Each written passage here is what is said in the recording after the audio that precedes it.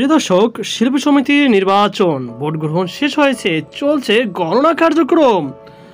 চলচ্চিত্র শিল্পী সমিতির নির্বাচনে ভোট গ্রহণ সম্পন্ন হয়েছে শুক্রবার সকাল ৯টা থেকে শুরু হয় ১ ঘন্টা বিরতি দিয়ে বিকেল ৫টা পর্যন্ত চলে ভোট গ্রহণ। ২০২৪-২৬ মেয়াদের দুই নির্বাচন প্রতিদ্বন্দ্বিতা করছেন দুটি প্যানেল।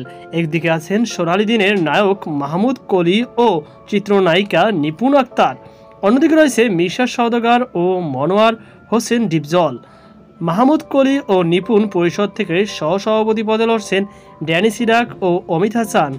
সহ-সাধারণ সম্পাদক বাপ্পি চৌধুরী, সাংগঠনিক সম্পাদক অঞ্জনা রহমান, আন্তর্জাতিক বিষয়ক সম্পাদক মারুফ আকিব, দপ্তর ও প্রচার সম্পাদক কাবিলা, সংস্কৃতি ও ক্রীড়া সম্পাদক মামুনুন হাসান ইমন ও কোষাধ্যক্ষ পদে আজাদ খান।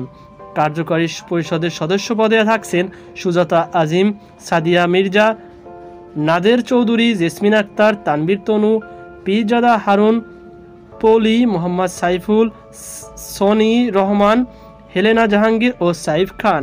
অন্যদিকে মিশা ডিপজল প্যানেলের হয়ে নির্বাচনের সহসভাপতি পদে লড়বেন মাসুম পারভেজ রুবেল ও ডি.এ. তাইব।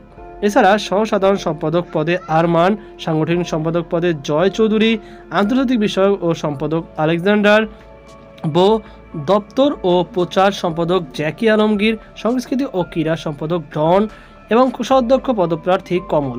এছাড়া কার্যকারী পরিষদের সদস্য পদে নির্বাচন করছেন নানা শাহ, সুচরিতা, দিলারা ইয়াসমিন, শাহানুর, রোজিনা, আলিরাজ, সুব্রত, রত্না, কবির, চুন্নু, সানজু, জন, ফিরোজ মিয়া।